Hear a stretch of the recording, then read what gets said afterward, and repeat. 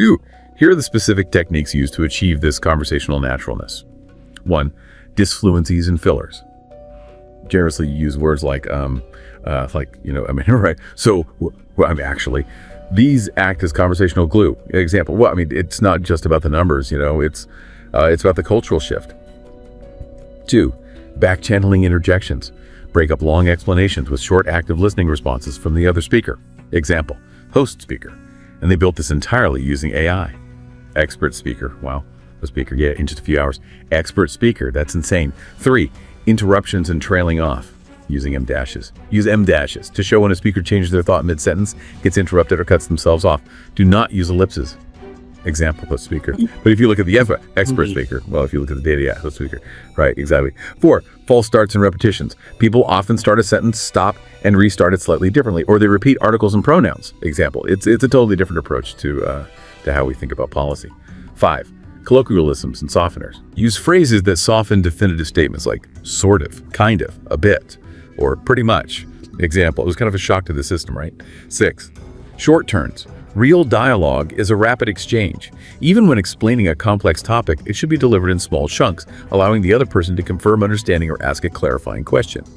6. Short turns. Unational notes. So imagine logging onto Instagram today and discovering that a political party named after a literal cockroach, run by, just a handful of unemployed 20-somethings. Yeah. Imagine they just gained double the followers of the world's largest ruling government. Oh man, it sounds like a glitch in the Matrix. Exactly. Or like the setup to some dystopian comedy sketch. Yeah, but the crazy thing is, it is very real. Yeah. And it is actively, redefining the mechanics of political mobilization right now.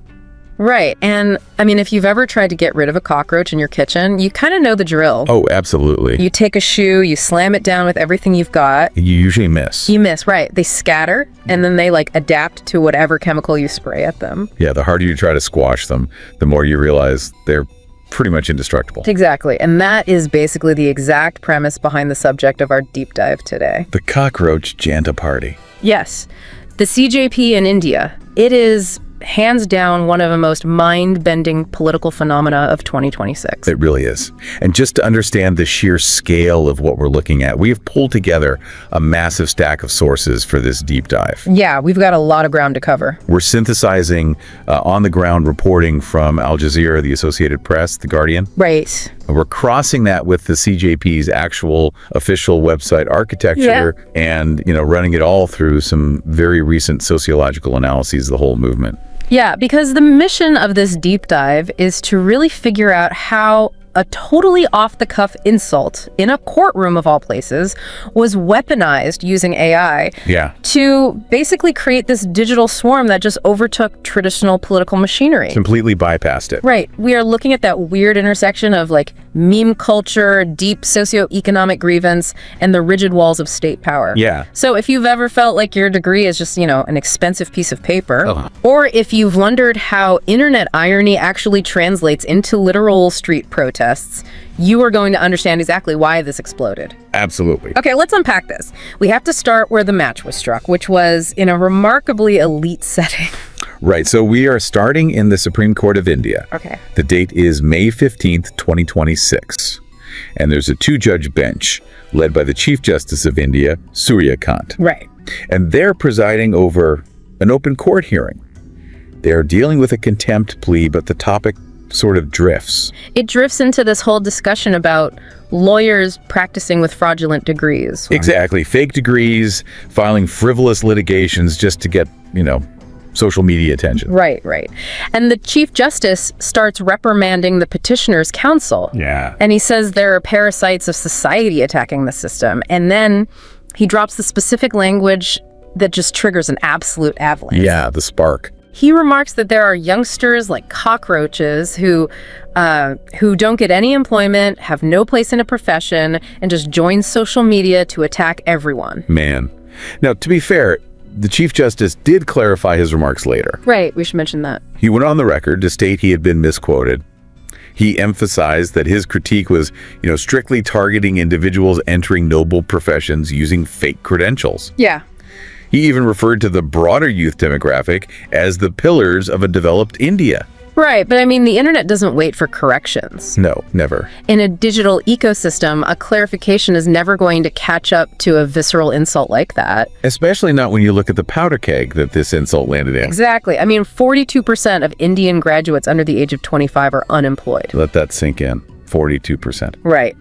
And this specific courtroom remark happened during the exact week that 2.4 million students were dealing with a massive paper leak. The NEET UG exam. Yeah, the NEET UG. And for context, if you don't know, NEET UG is India's hyper-competitive medical entrance exam. Yeah, it's brutal. These kids study for years. Their families invest their entire life savings into prep courses. Right. And a leaked paper basically means their futures are destroyed overnight by systemic corruption. Yeah, so that term cockroach basically crystallized all that ambient frustration. Exactly. What's fascinating here is how it highlighted this profound sociological disconnect. Oh, so? Well, you have this highly elite state apparatus, Right. operating in one reality. Right. And it's colliding with this hyper-connected, highly educated, but severely underemployed Gen Z demographic in another. Yeah, they're living in two totally different worlds. Exactly. To the youth, that word didn't sound like a slip of the tongue. It sounded like an honest assessment of how the system viewed them. Right. Disposable, annoying, worthless. Exactly. But they didn't just write, angry op-eds about it. They leaned into it, which is honestly my favorite part of this whole story. Yeah, it's brilliant. It is a perfect example of symbolic reclamation. Like, we've seen this historically. The word suffragette was actually coined by a journalist to mock women demanding the right to vote. Oh, really? Yeah. Or the word queer, which was a weaponized slur, but the targeted groups take those terms, strip the poison out of them, and wear them as armor. Right. So the youth in India looked at the cockroach, a creature that literally survives radiation, lives in the dark, multiplies relentlessly, and they were like, all right, that's our mascot. Yeah, by adopting the slur, they totally neutralized the stigma. Exactly. Took the shame of being unemployed and turned it into this exclusive club. Yeah. But, capturing a cultural moment is one thing. Channeling it into a structural entity, that is where the CJP rewrote the playbook. 24 hours, that's all it took. It's unbelievable. On May 16th, a 30-year-old named Abhijit Dipki sends out a single tweet.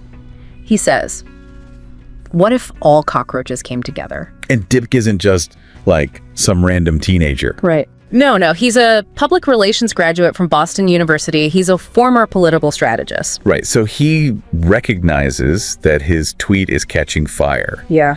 And he bypasses all the months of bureaucratic legwork you usually need to form a political group.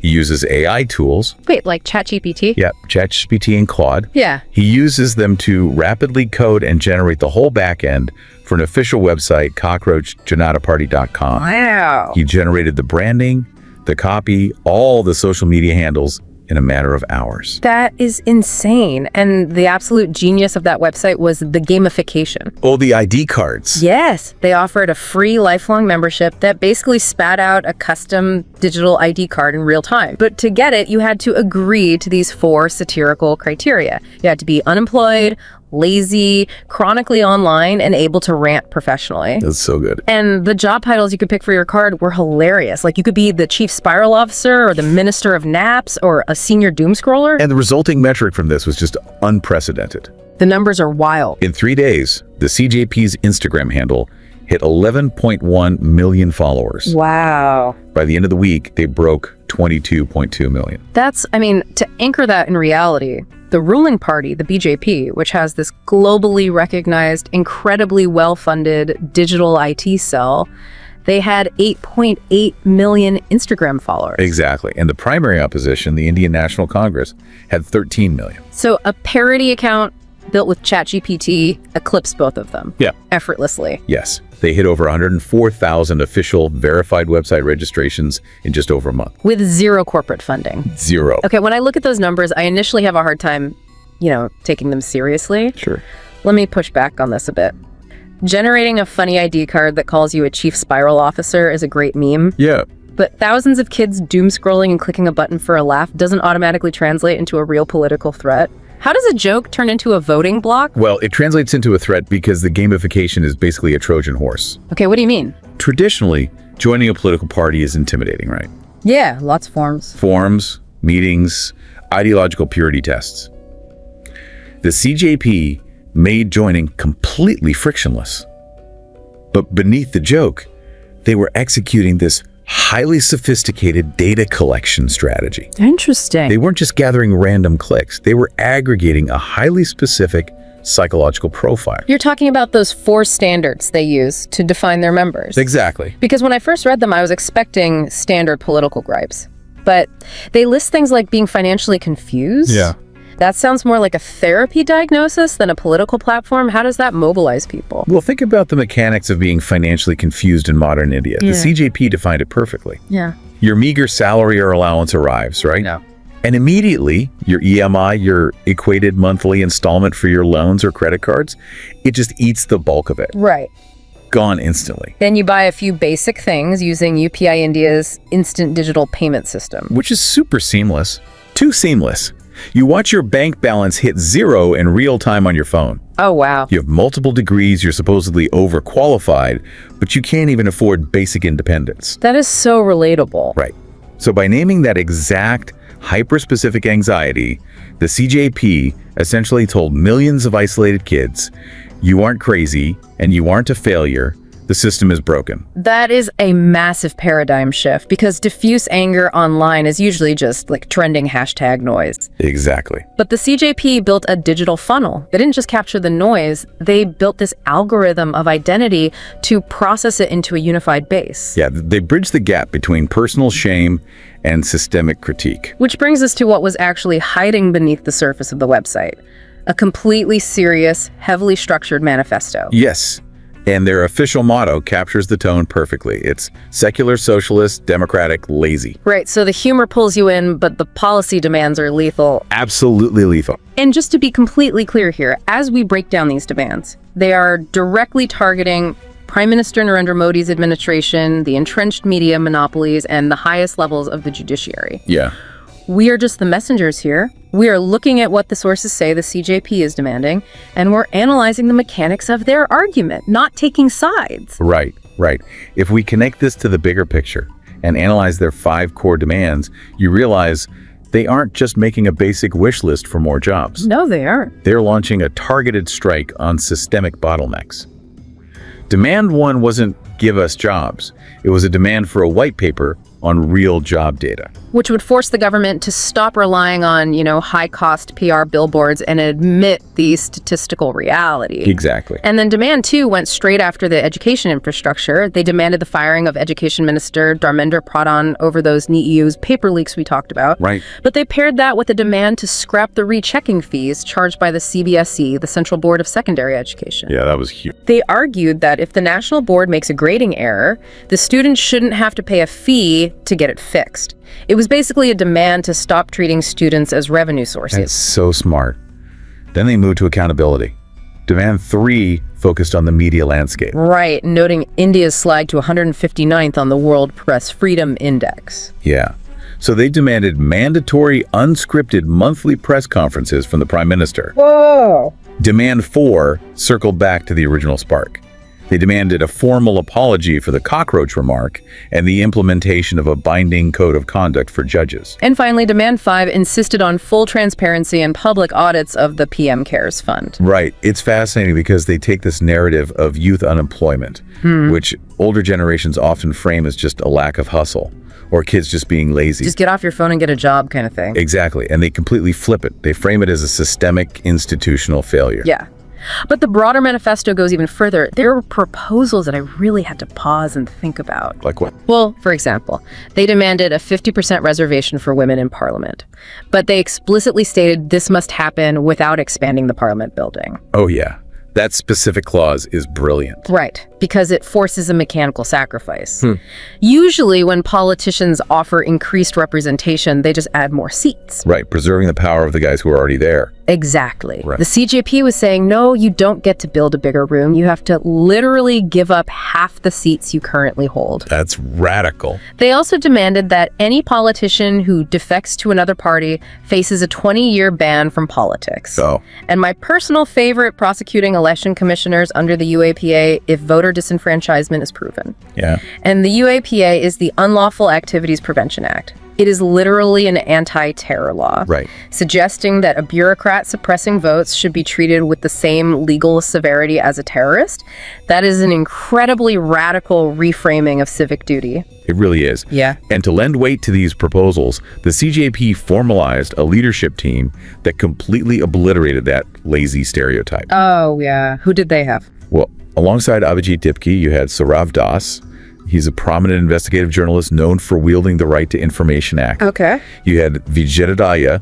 She's a filmmaker and an engineering alum from Delhi Technological University. Right. And Ashutosh Ranka, an IIT and London School of Economics graduate who used to be a management consultant at McKinsey. So you have this core of hyper-educated, media-savvy professionals running the ultimate digital joke. Exactly. But here is the hurdle that every internet movement faces. Hitting follow on Instagram requires 0 calories. Translating a digital swarm into physical offline space is notoriously difficult. It is. But the CJP tested that transition in June of 2026. Right, the protests. Yeah. They called for mobilizations at Jantar Mantar in New Delhi, which is the designated historical protest strip near the parliament. Yeah. They held one gathering on June 6 and then a much larger, more intense one on June 20. And the sensory details from the sources describing these protests are incredible. They really paint a picture. It's the peak of a New Delhi summer. You have thousands of young people sitting directly on the scorching asphalt, but they are strictly maintaining the satirical branding. Yeah, they're wearing synthetic cockroach masks in that heat. It's wild. But they were deeply intentional about the optics, too. They brought school textbooks and copies of the Indian Constitution. To visually reinforce that they were students demanding constitutional rights, not just anarchists. Exactly. It was this surreal collision of cultures. You have these masked kids sitting in the brutal heat, eating street food chalmuri and 20 rupee kulfi ice cream. Yeah. And then you have these established left-wing student unions, like the SFI and AISF, showing up. These are groups with deep traditional political histories, and they arrive beating their traditional daffly drums. Right, merging the old and the new. Yeah. And layered over all of this, someone is on a microphone reciting Urdu couplets by the poet Sagar Siddiqui, talking about building your nest with such resilience that the lightning gets tired of striking it. That's powerful. And, the moral weight of the physical protest shifted significantly when Sonam Wangchuck arrived. Oh, Wangchuck. Yeah, Wangchuck is a legendary educationist and climate activist from the Ladakh region. When a figure of his stature shows up and publicly declares himself an honorary cockroach, Right. it lends an entirely different level of legitimacy to the crowd. Absolutely. Because Wangchuck is a master of peaceful resistance, and he really focused their energy. He explicitly defined the gathering not as a protest, but as an agara, which roughly translates to an earnest request. Yeah, an earnest plea. He pleaded with the youth to avoid physical confrontation at all costs, and he actually delivered a fantastic pragmatic policy idea. What was it? He demanded a law mandating that the children of elected politicians must attend public schools and public colleges. Wow. It is the ultimate accountability mechanism. Right. If the people making the laws are forced to use the public infrastructure they defund, that infrastructure improves overnight, instantly. But of course, the reality of an Agra met the concrete reality of state infrastructure on June 20. Yeah, things escalated. The CJP decided to hold an overnight sit-in. The Delhi police informed them their permit expired at 5:00 p.m. Right. Dipk and the protesters refused to vacate the asphalt. And in response, the police didn't just ask nicely. They deployed massive steel barricades and called in over 1,000 personnel from the CRPF. Which is the Central Reserve Police Force. It's a heavily armed paramilitary unit. Yes. Protesters reported that the authorities cut the power and the water to the site, trying to physically exhaust them, though Dip somehow managed to negotiate to get the utilities restored. Yeah, the deployment of the CRPF against students sitting in masks eating ice cream is a pretty stark visual of the friction we discussed earlier. Absolutely. Which raises a massive question for me. Can a movement whose entire digital brand is based on being lazy and chronically online, actually sustained the grueling physical endurance required to fight entrenched Indian street politics. It's a tough environment. Right, because sitting in the dark on hot asphalt, surrounded by paramilitary troops, does not sound like a joke anymore. No, it doesn't. It is the central contradiction they have to navigate. But I mean, if we look at the state's response, the government clearly believes the CJP has the stamina to be a genuine threat. Oh, for sure. They did not treat them like a fleeting internet fad. They treated them like a virus that needed to be contained immediately. Yeah, the crackdown was incredibly swift. Within 5 days of the party's creation, the CJP's primary account on X, formerly Twitter, was withheld in India. 5 days. And the mechanics of how that happens is honestly terrifying. The sources note this was triggered by a direct input from the Intelligence Bureau India's Internal Security Agency. They utilized IT rules to classify the parody account as a national security concern, claiming they were posting inflammatory content. The state really utilized its full architectural weight. The CJP's website was temporarily taken down. There were coordinated, sophisticated hacking attempts against the party's accounts. And against the founders' personal profiles, too, right? Yeah. DIP reported receiving multiple death threats. And the suppression moved offline, too. Right. In major tech hubs like Bengaluru, the police flat out refused to grant the CJP permits to hold human chain protests, citing public order concerns. And meanwhile, the political establishment launched a counter-narrative. Critics and pro-government commentators went on the offensive. Yeah, the PSYOP theory. Right, arguing that the CJP was a manufactured psychological operation. They pointed out that Abhijit Dipki and Ashutosh Ranka both had past professional ties to the Aam Aadmi Party, or AAP, which is a major opposition party. So the accusation was that this wasn't a spontaneous youth uprising, but a calculated shadow campaign funded by the opposition to destabilize the ruling party ahead of regional elections. Right. Now, the CJP vehemently denied any financial or structural backing from AAP, insisting they were fully independent. Yeah. But the intense anxiety radiating from the ruling establishment makes a lot more sense when you zoom out and look at the broader geopolitics of South Asia over the previous 4 years. Oh, yeah. It has been an incredibly volatile neighborhood for ruling governments recently. Exactly. And the volatility has been driven by the exact demographic profile that the CJP represents. Right. In 2022, we saw youth-led movements protesting hyperinflation completely overrun the presidential palace and topple the government in Sri Lanka. Yeah. In 2024, student-led coalitions in Bangladesh protesting job scarcity and unfair employment quotas literally forced the prime minister to resign and flee the country. And then Nepal. Right. In 2025, Nepal's parliament collapsed due to youth protests that were heavily catalyzed by a government ban on social media. Okay, wait. I have to push back on this comparison. The Discord-based elections in Nepal were wild, yes. Yeah. But comparing the collapse of Sri Lanka or Nepal to India seems like a massive stretch. I mean, India has a deeply entrenched, highly funded state apparatus and a massive military. Yeah. The Indian government isn't going to get toppled by an Instagram parody account, are they? No, you are entirely correct that the structural resilience of the Indian state is vastly superior to its neighbors. The Indian government is not on the brink of collapse. Right. What we're analyzing is not the likelihood of a coup, but the anxiety of the state. Oh, I see. The Indian government watched youth unemployment ignite literal fires across its borders. So when Sonam Wangchuk was at Jantar Mantar, he spoke directly to this fear. He issued a warning about pushing the dissent underground. Precisely. Wangchuk pointed out that when the authorities in Nepal shut down social media and suppressed creative digital venting, it didn't solve the anger. Exactly. It removed the safety valve. It drove the dissent into darker, unmonitored digital spaces where it metastasized into explosive, violent physical protests. Wow. Which brings us right back to the cockroach metaphor. When the state uses blunt censorship banning accounts, cutting water, it's like slamming a shoe down. Yep. You don't kill the frustration, you just make it scatter into the dark corners. The youth adapt, they change their tactics, and they multiply. Yeah. By trying to crush a peaceful, satirical joke online, the state risks mutating it into something genuinely dangerous and uncontrollable offline. And India is walking a very precarious tightrope right now.